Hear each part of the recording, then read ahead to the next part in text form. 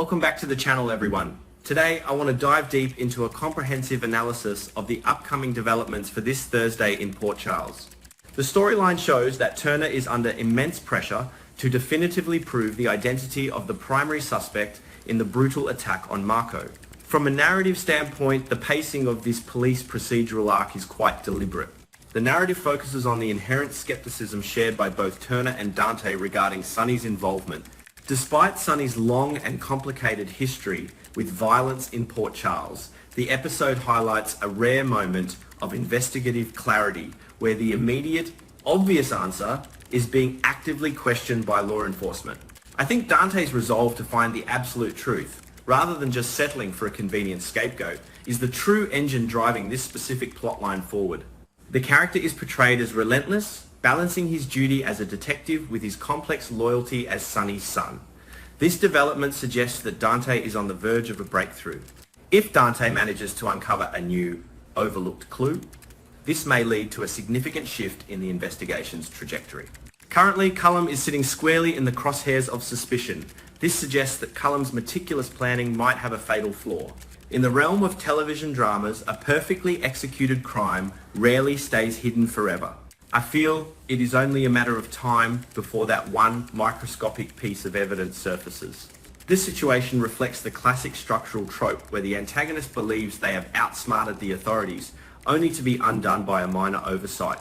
Moving over to the power struggles dominating the town, the storyline appears to be setting up a massive, multi-front war. Laura is not resting on her laurels. She is actively formulating a brand new, highly aggressive strategy. The narrative focuses on the fact that Laura is no longer just targeting Cullum in isolation. She has correctly identified a wider, far more dangerous syndicate and is simultaneously setting her sights on the common enemy she shares with Sonny Sidwell. Adding Pascal to this list of targets indicates that Laura is attempting to dismantle this criminal enterprise from the top down. This development could influence the entire power dynamic of the show for months to come. However, in my opinion, the script is deliberately highlighting a massive blind spot in Laura and Sonny's strategic planning. They have seemingly omitted a crucial name from their hit list, the fake Nathan. I could be wrong, but ignoring the fake Nathan seems like a catastrophic error in judgment. The character is portrayed as a deeply embedded, highly deceptive operative. This indicates that fake Nathan possesses the unique ability to strike from within their trusted circles. I think that fake Nathan alone holds enough destructive potential to plunge both Sonny and Laura into profound turmoil in the near future. This oversight creates a brilliant narrative tension, allowing the audience to see the impending danger that the protagonists remain entirely oblivious to. The power dynamics within Sidwell's inner circle are also beginning to fracture. The storyline shows that Ava is operating under direct orders from Sidwell to execute a campaign of intimidation against Laura. This situation reflects Ava's incredibly complex and often compromised moral position. Is she a willing participant or a hostage to her circumstances? This suggests that Sidwell is becoming increasingly paranoid. He likely senses that Laura is mobilizing against him and is using Ava as a preemptive strike mechanism. However, the episode highlights the utter futility of Ava's threats. Laura is a seasoned veteran of Port Charles's underworld conflicts. The character is portrayed as unflappable and fiercely resilient. When Laura counters Ava's intimidation by advising her to warn Sidwell that his days are numbered, this reflects a total shift in psychological dominance. Laura is not cowering, she is declaring war. This development suggests that Sidwell's grip on power is slipping, and he is resorting to desperate measures to maintain control. I feel that Ava is caught in the middle of a war she cannot win, and her loyalty to Sidwell will soon be tested beyond its limits. Let us return to the wildcard of this entire narrative, Cassius, the man masquerading as fake Nathan. The narrative focuses on Cassius making aggressive, desperate moves in the shadows. In my opinion, if we look back at the pattern of recent events, it is highly probable that Cassius was the individual who previously targeted Anna. This indicates a deep-seated fear of Anna's investigative prowess. With Anna steadily recovering and her return to town looming on the horizon, the clock is ticking for Cassius and his allies. The storyline appears to be setting up a frantic race against time. Cassius is acutely aware that Anna's return signifies the beginning of the end for his elaborate deception. Furthermore, this situation reflects the inherent fragility of the so-called evil alliance between Cassius, Sidwell, and Pascal.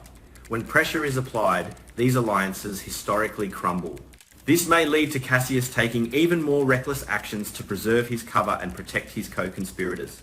I think Anna's impending arrival is the catalyst that will force Cassius out of the shadows and into a direct, potentially violent confrontation.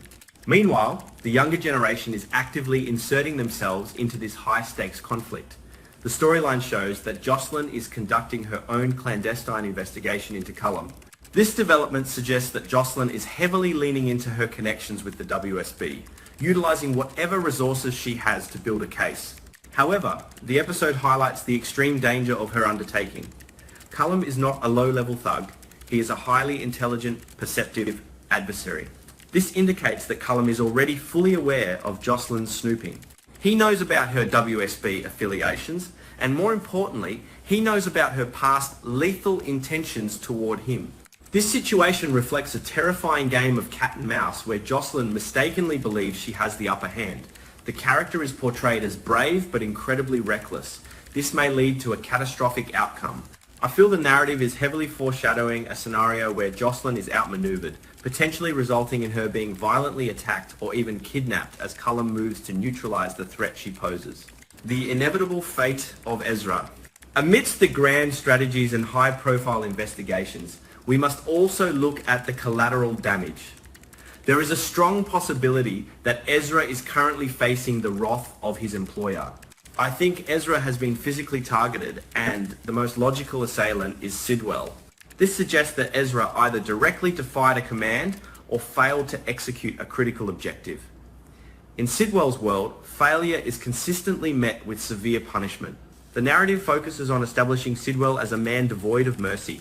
This is just my interpretation, but utilizing violence against his own subordinates is a classic structural method for writers to emphasize the villain's ruthlessness and raise the stakes for everyone else involved in his orbit. Finally, we arrive at the hospital, where the emotional core of this week's drama is taking place.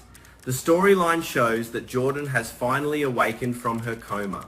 However, the script introduces a classic soap opera complication, retrograde amnesia.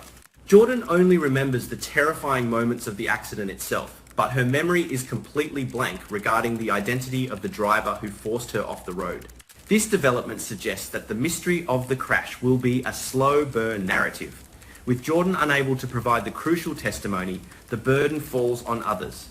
The character is portrayed as physically vulnerable, but surrounded by a fierce support system. Curtis, in particular, is stepping up. This indicates that Curtis will become the primary driving force in uncovering the identity of the reckless driver, transitioning from a worried loved one to a relentless investigator.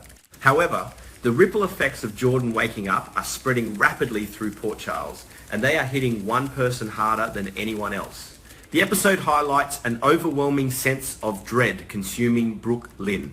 This situation reflects a profound psychological crisis. Brooke Lynn is terrified, wrestling with the haunting possibility that she might be the one responsible for Jordan's near-fatal accident. The narrative focuses on her internal torment. She lacks the absolute certainty of her guilt, which makes her paranoia infinitely worse. I think the immense weight of this secret is fracturing her psyche. We might see her plagued by debilitating nightmares, visions so vivid and terrifying that they force a confession out of sheer exhaustion and guilt. Alternatively, the storyline could take a much darker turn. The storyline appears to be setting up a scenario where Brooke Lynn's fear of exposure overrides her moral compass.